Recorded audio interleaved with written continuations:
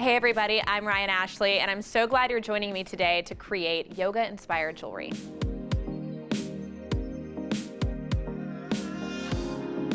The infinity symbol is a classic symbol. We see it all the time in yoga and meditation, any of those practices that require a little extra mindfulness. So today we are going to create some yoga-inspired infinity jewelry to help you stay in that quiet place when you're doing all of your yoga and meditation.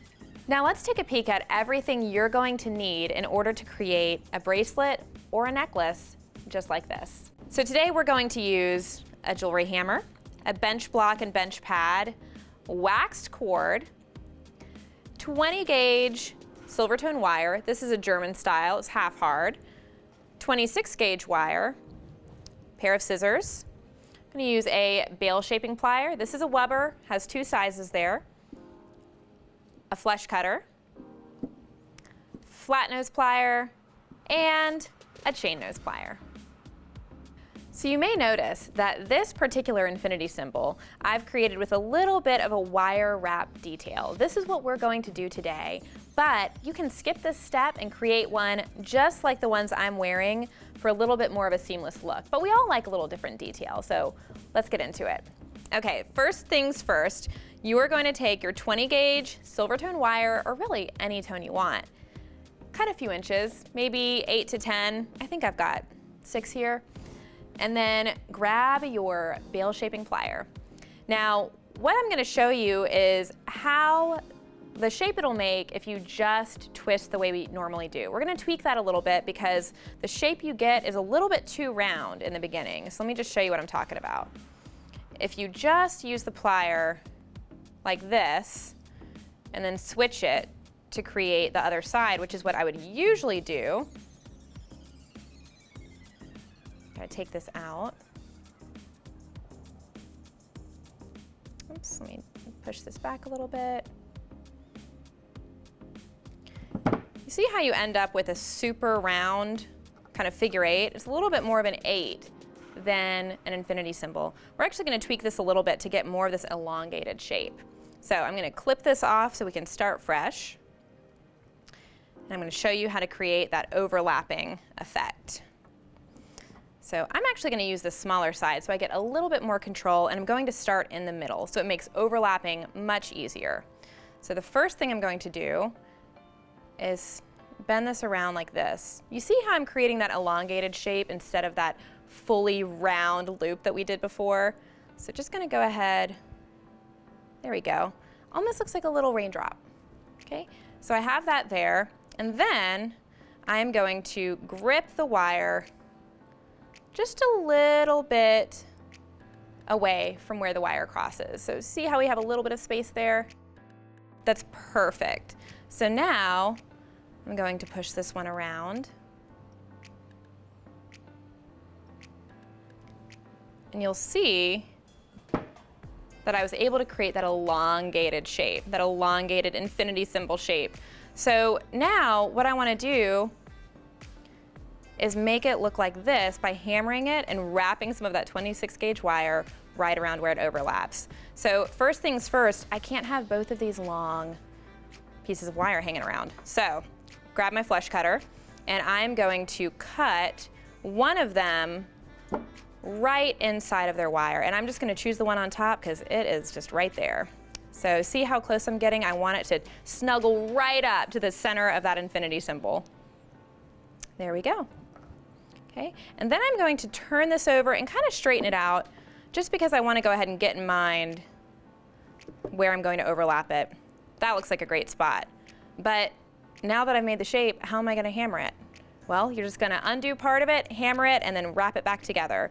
So let's go ahead and snip this wire so I have just enough to do that little wrap detail right there. And by the way, if you don't want to wrap it, just go ahead and cut it there. Cut it right in the middle, and then you'll be good to go. So I'm going to just lightly open that up. I know exactly how to put that back in shape, and I'll show you how to. We'll give it a light hammer, and then we'll be ready to wrap, and then add your waxed cord and finish it up. Super quick design, easy to make a lot of these in a row fast. Okay, lay it down on my bench block, give it a little hammer, Oop, and if you have nails and you don't want them to get in the way, grab another tool, that'll help you out.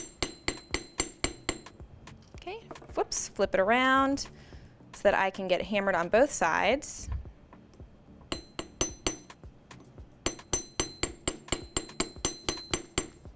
All right, something so satisfying about hammering wire. And I can really just do this all day. Okay, let's see. Flatten it out. Now, I am going to rebend this so that I can get everything lined back up. And actually, you see here there's that little weird kind of crevice. I'm just gonna clip that again, just very slightly. Just want it to be a little bit neater looking. There we go. Okay, there's that. And then,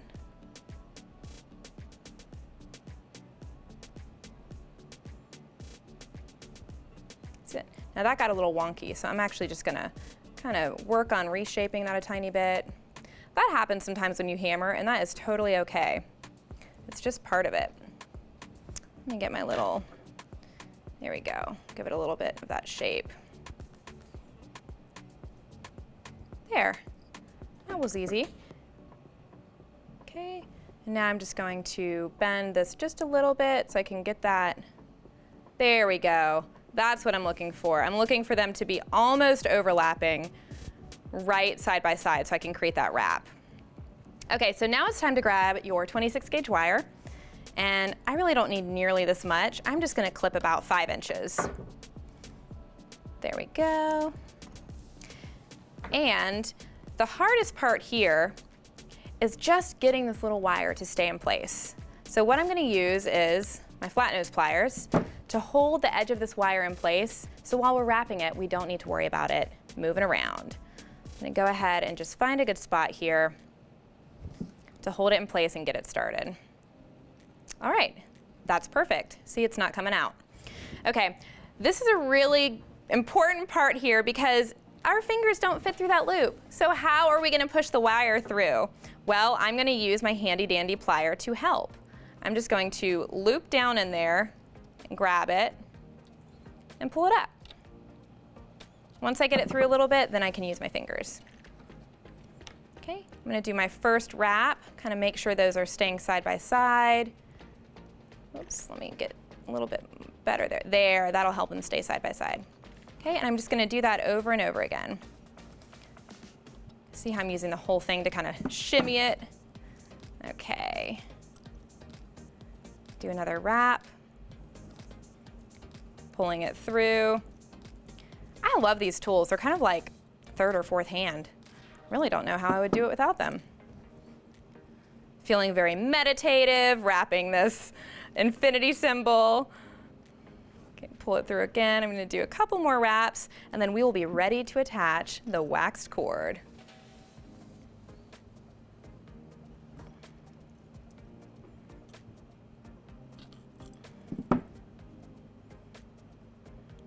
Okay, I think that's good. Let's take a look. So I see here that they don't quite have the overlap look that I like. So I'm just gonna kind of zhuzh it a little bit that way before I clip the wire. There we go. Kind of just there, that's what I'm looking for. Perfect. So now I get to clip all this excess. Let me pull that out of the way. Grab my flush cutters, give it a nice little snip. Whoops. First you have to hold your flush cutters and not drop them. Okay, clip that right there. Okay, and then I'm gonna clip the other side.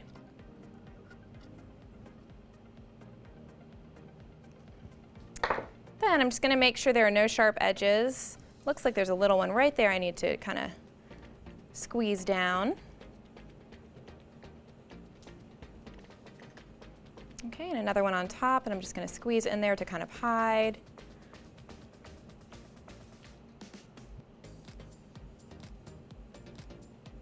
Awesome. So now I'm going to add my cord. Really, all you need for this is your scissors. So I'm going to pull out about 2 feet of cord. And then I'm gonna measure the exact same amount, just with the first cord. Now, I always pull out more than I think I'll need because I like to have a little extra.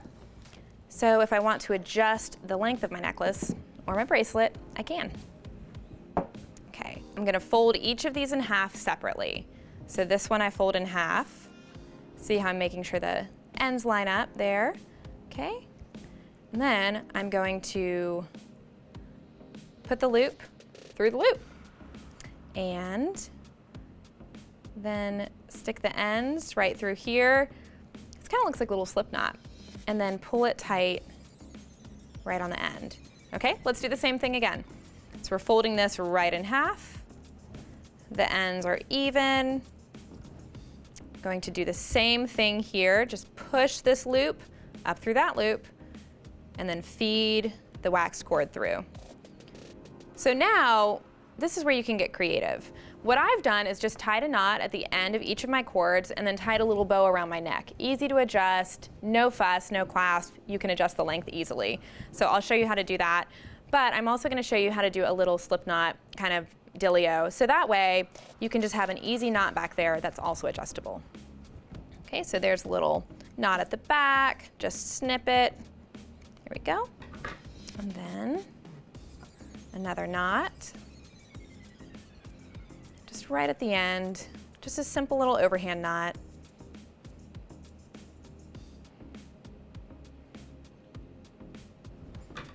Okay, another snip just to make them even. Okay, so now all you have to do is if you've wrapped it around your neck, you can seriously, like this is what I do. I just tie a little knot just like this and I leave a little loop.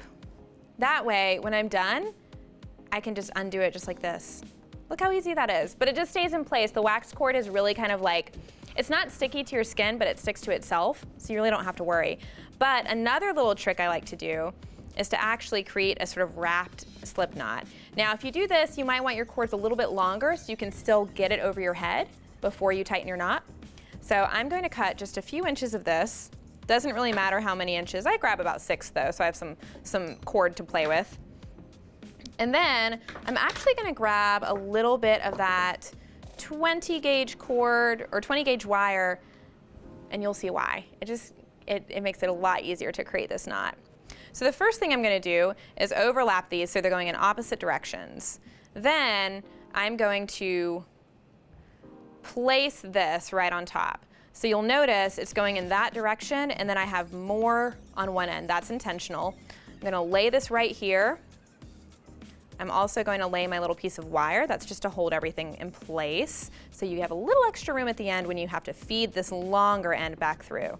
So I'm going to wrap it around loosely 3 times. I'm gonna do another full loop. Starting to get a little wiggly in there. Make sure my loops are all in a row. There we go. There we go. Okay, loop. And see how those are all right at the top now? I'm taking out my wire. This was that end that was longer that now I'm gonna feed right back through. So I feed it through, and then I tighten. There we go. Now, you can go ahead and clip these. I like to leave a little bit of length so it doesn't come undone, but I clip them about to there. Oops, there we go. And now you have an adjustable necklace. Ta-da! That was a lot of fun. So here's what we used today.